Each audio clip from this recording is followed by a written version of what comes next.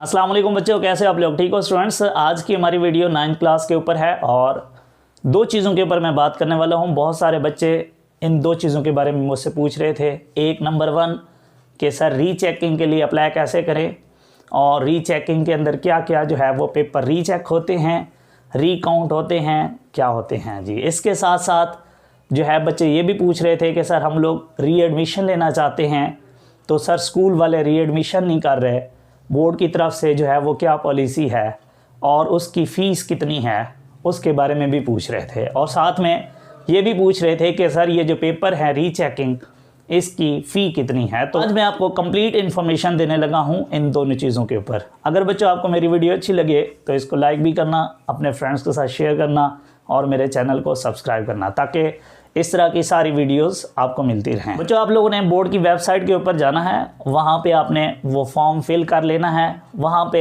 कुछ बोर्ड्स के अंदर सिर्फ इतना है कि आपने अपना रोल नंबर लिखना है तो वो फॉर्म खुद ब खुद फिल हो जाएगा।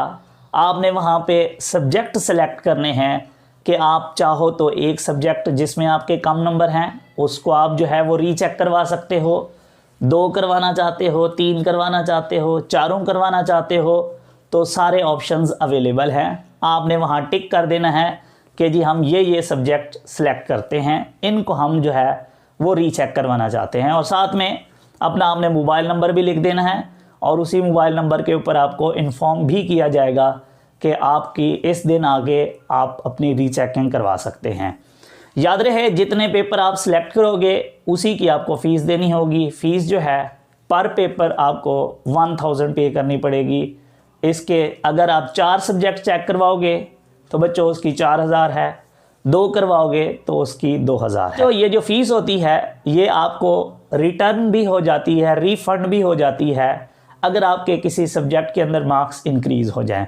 मींस आपने रीचेकिंग की अप्लाई की एक सब्जेक्ट में, उस एक में इंक्रीज़ हो गए तो वो जो 1000 है वो आपको रिफ़ंड हो जाएगा। अगर आपने 2 के अंदर अप्लाई की और एक में इंक्रीज़ हो गए, एक में नहीं हुए, तो बच्चों याद रखिएगा जिसमें इंक्रीज़ हो गए हैं उसके आपको रिफ़ंड होंगे, दूसरे के रिफ़ंड नहीं होंगे।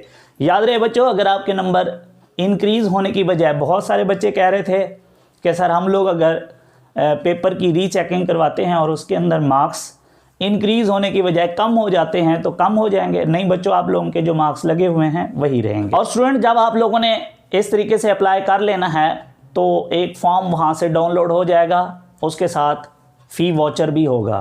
तो आपने वो फ़ी वॉचर बैंक के अंदर जमा करवाना है फ़ीस, और उसकी जो स्लिप होगी वो आपने उस फॉर्म के साथ अटैच करनी है, उसके ऊपर पेस्ट करनी है और वही फॉर्म जो है आपने बोर्ड जमा करवा देना है। वो डाक के ज़रिए भी करवा सकते हैं, वो आप बाई हैंड भी जाके करवा सकते हैं। तो इस तरीके से आपकी रीचेकिंग की अप्लाई हो जाएगी और आपको विद इन द वीक या 10-15 दिन के अंदर अंदर आप लोगों को बुलाया जाएगा कि आके आप अपने पेपर रीचेक कर लो।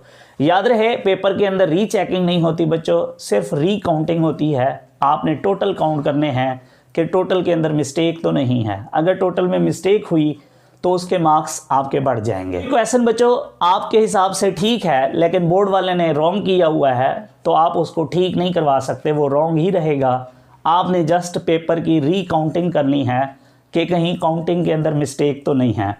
याद रहे बहुत सारे बच्चे मैं कमेंट कर रहे थे कि जी हमें लगता है कि हमारे जो MCQs के मार्क्स हैं वो नहीं लगाए गए। बच्चों ऐसा बिल्कुल भी नहीं है।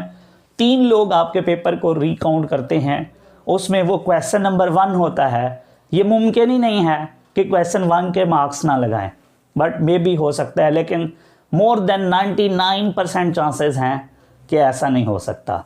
अब बच्चों हम लोग बात करते हैं रीएडमिशन के ऊपर। बहुत सारे स्टूडेंट्स रीएडमिशन के हवाले से पूछ रहे थे कि सर रीएडमिशन कौन लोग ले सकते हैं 9th में दोबारा।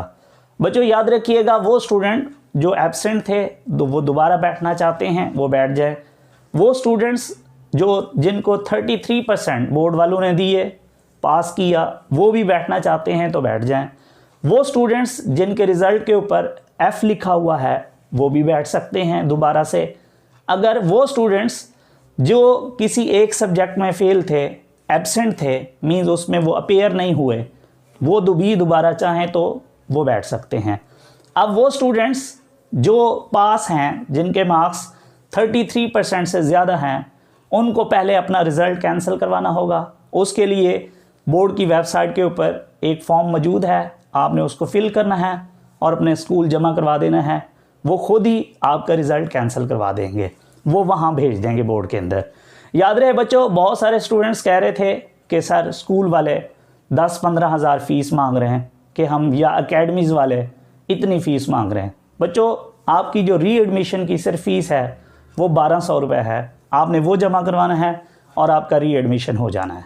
इसके अलावा आपको किसी किस्म के कोई चार्जेस देने की ज़रूरत नहीं है और ना ही कोई इशू है कि आप में से कोई बच्चा री एडमिशन नहीं ले सकता, वो दोबारा नहीं बैठ सकता।